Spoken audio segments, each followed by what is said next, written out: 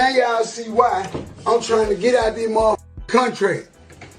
Now y'all see why. You see how this shit make me look? And I'm a part of mob ties.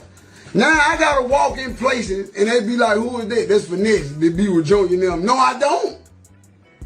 I don't be with them. No, I don't. I don't be with them. Hell no. Hell no. I already went down through that phase in my life. I already been a G. I already been to jail. I already did all that shit. I ain't got nothing to prove. Especially to my baby mama boyfriend. No, boy. No, boy. My new boy was sticking something this long in my baby mama when I was locked up, boy. No, boy.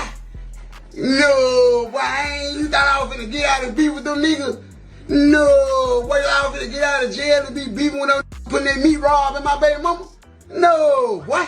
It's Focus Connect back in the building. And here go another episode of If You Play Stupid Games, You Win Stupid Prizes. Now, if we look over the history of mob ties, we go back even farther as to look at Rap-A-Lot, we can see the staple that J. Prince Sr. is in Houston, Texas, and in the rap game. This man had a name that was well respected in the likes of helping brothers out like Master P, the Ghetto Boys, introducing Drake to Birdman, and got a very prestigious name in the rap game. He been around even when Tupac and Eazy-E and them was rolling around. Even had dealings with Suge Knight. And now, as we can see, the son is here tearing down the whole legacy.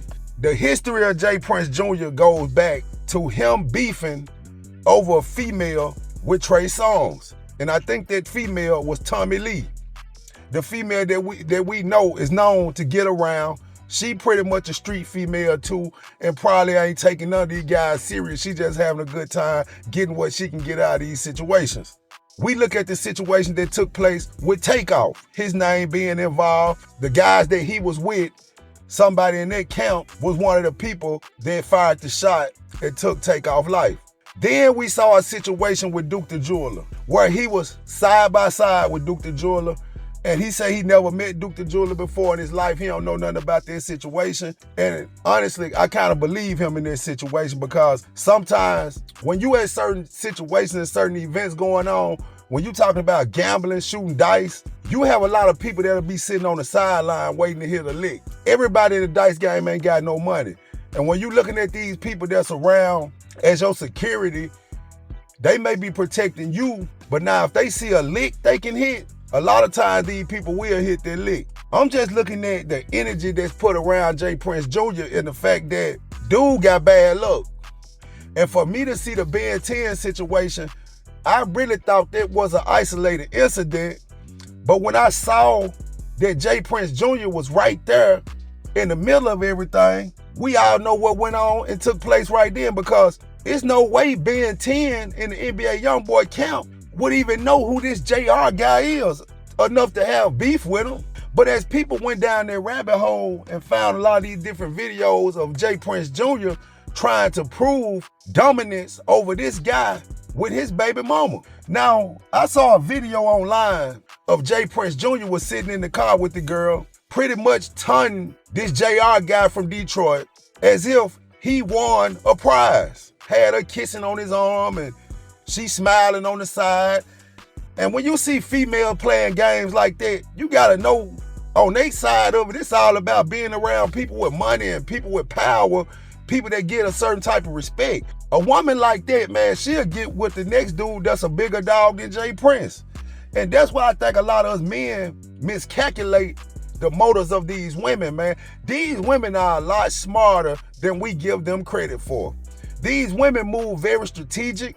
They get around all these guys, get all in people's business, get the transferring information that they shouldn't be telling.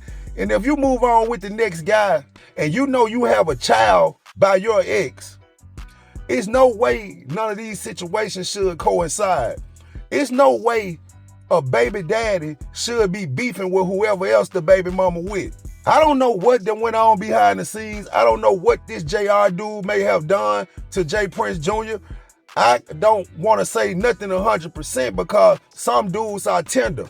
But from what I've been hearing online is that this JR guy from Detroit is kind of like a player, and he really wasn't too much messed up about the fact of losing the baby mama, but he had an issue about J. Prince Jr.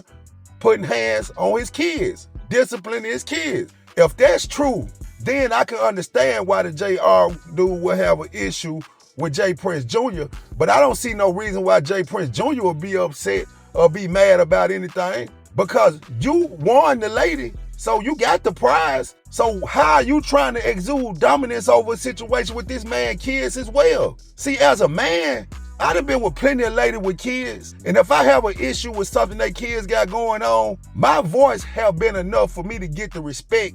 I'm usually a nice person to them. So if they see me angry or upset or correcting them about something, it hurts their feelings just to see me have the slightest bit of anger. But me, I would never get mad enough to put my hands on another man's child. And when people start getting in these situations with a baby mama, and you see a baby mama is willing to let you post different things online, that's showing you her character, because she's showing you at that point she don't even have respect for her kids. It ain't even about that baby daddy no more. How do you want to be represented before your child, your son, or your daughter? And that's why I think a lot of people missing the market, because you got more obligation and you're going to have to deal with that baby daddy for the rest of your life. This other guy you dealing with in the moment, he may be your boyfriend, everything may be going well right now, but how can you think and say that this is going to last a lifetime? You don't know. So why would you create the level of separation between the baby dad and someone who is going to be there to support your child to a nigga that came in the picture, and you don't ultimately know what his ulterior motives are? You don't know if he here for a good time or a long time. But looking at Ben 10's situation and looking at the reputation Ben 10 have always had on this internet, when we play back any video of Ben 10, it has been something coming from a negative aspect, him putting negative energy out here in the universe. So you gotta realize when you play stupid games, you win stupid prizes, and you also gotta understand when you think you tough and another nigga think he tough, when y'all get out there on the battlefield, can't number one man leave. And it ain't always guaranteed you gonna be the one that get the ups. And this is proven to be true when you look at this situation, because a whole mob of dudes jumped on this guy. And they saying J. Prince Jr. was seen kind of orchestrating this situation. They were talking in the parking lot and everything before this, Ben 10, all these other guys, J. Prince Jr. Now, I don't know how true that is, because I haven't saw no video on there, but they say his video floating around about that. But with me seeing J. Prince Jr. track record, he led these guys into a burning building. And to get back to the fact that a mob of guys jumped on one guy, and they're saying that this guy didn't even have a firearm, he ended up pulling the firearm off of Ben 10 or one of these other associates' waist and knocked down two people out of that group of people. So sometimes I just look at it like, man, when God on your side, man, God will create a barrier around you to where you gonna come out on top.